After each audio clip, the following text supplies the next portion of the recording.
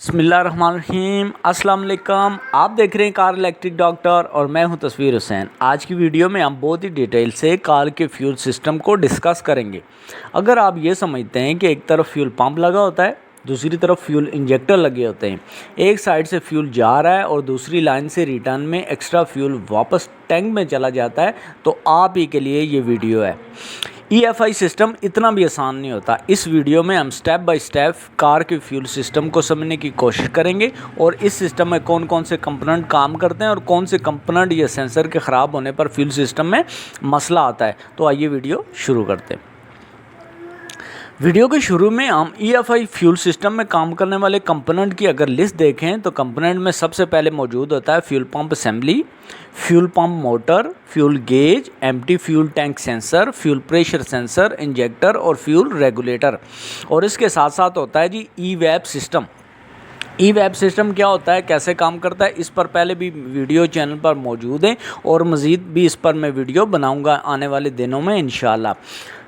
अब आते हैं अपने टॉपिक पर कि हमारी गाड़ी का जो फ्यूल टैंक है ये फुली सील्ड होता है। ना तो इसमें बाहर की एयर अंदर आ सकती है और ना ही अंदर की एयर बाहर जा सकती है। अब ये बात हम वीडियो के शुरू में समझ लेते हैं कि जब भी हम किसी बोतल में पानी को खाली करते हैं तो बोतल के अंदर वैक्यूम क्रिएट होता है और बोतल पिचक जाती है, पानी स्लोली बोतल से बाहर आता है। इसी तरह कार के टैंक में फ्यूल पंप की मदद से फ्यूल बाहर निकाला जाता है, तब भी टैंक के अंदर वैक्यूम बनता है।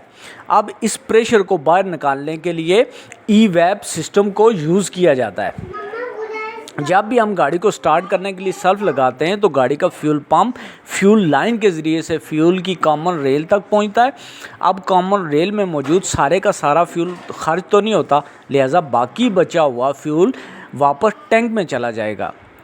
लेकिन एक साइड से आए और बचा हुआ फ्यूल दूसरी तरफ से वापस चला जाएगा तो कॉमन रेल में प्रेशर को कैसे मेंटेन रखा जाएगा, जो कि कम से कम 35 PSI होना चाहिए। इस मसले को हल करने के लिए कंपनी ने फ्यूल सिस्टम में शामिल किया fuel pressure regulator. Fuel pressure regulator को ऐसे बनाया है कि इसके अंदर एक स्प्रिंग होता है जो मुख्तलिफ गाड़ियों के पावर के अकॉर्डिंग सख्त या नरम हो सकता है। अब फ्यूल रेल में जितना प्रेशर की ज़रूरत होती है उस प्रेशर तक के फ्यूल को फ्यूल रेगुलेटर रोके रखता है और जब फ्यूल का प्रेशर ज़रूरत से ज़्यादा होने लगता है तो फ्यूल रेगुलेटर इसे टैंक में जाने का रास्ता दे देता है। फ्यूल रेगुलेटर क्या बला है, इस पर भी डिटेल में हम वीडियो बनाएंगे इंशाल्लाह। फ्यूल सिस्टम के अंदर एक तरफ से फ्यूल जा रहा है और दूसरी तरफ से बचा हुआ फ्यूल वापस टैंक में आ रहा है, तो उससे फ्यूल टैंक के अंदर हवा का प्रेशर बनेगा जिसे रिलीज़ करने के लिए EVAP सिस्टम को यूज़ में लाया जाएगा और इस प्रेशर को थ्रोटल बॉडी की तरफ भेजा जाता है। प्रेशर का पता लगाने के लिए फ्यूल टैंक के ऊपर एक फ्यूल प्रेशर सेंसर लगा होता है जिससे गाड़ी के ECU को पता लगता रहता है कि इस टाइम टैंक के अंदर इतना प्रेशर मौजूद है। इस प्रेशर को रिलीज़ करने के लिए गाड़ी का ECU EVAP सिस्टम को सिग्नल भेजता है। EVAP सिस्टम में मौजूद पुश कंट्रोल वाल्व ऑन होता है और इंजन की तरफ एयर सेक्शन हो रही होती है, यानी एयर सक होने से टैंक में मौजूद एयर थ्रोटल बॉडी की तरफ आ जाती है और वहाँ से प्रेशर रिलीज़ हो जाता है। फ्यूल प्रेशर सेंसर ख़राब होने की वजह से दो कंडीशन बनेगी। एक, हर वक्त रॉन्ग रीडिंग की वजह से फ्यूल के बहारात इनटेक में जाते रहेंगे जिससे रिच मिक्सचर का मसला आएगा।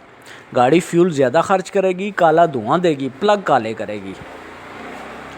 दूसरी कंडीशन में जो फ्यूल वाइपर्स हैं टैंक के अंदर रहेंगे जिससे टैंक के अंदर प्रेशर रहेगा और फ्यूल पंप पर भी प्रेशर बनेगा। इससे काम करने में मसला होगा और लो फ्यूल प्रेशर का मसला बनेगा। इस सिचुएशन में जब भी आप फ्यूल का फिलर का जो कैप है उसको खोलेंगे तो वहाँ से प्रेशर रिलीज़ होगा। लिहाजा फ्यूल सिस्टम को ठीक तरीके से काम करने के लिए इन तमाम चीज़ों का काम करना बहुत ही ज़रूरी है। उम्मीद है कि इस वीडियो से आपको काफ़ी मालूमात मिली होंगी। हमारे साथ रहें ऐसी मज़ीद वीडियोज़ के लिए। अल्लाह हाफ़िज़।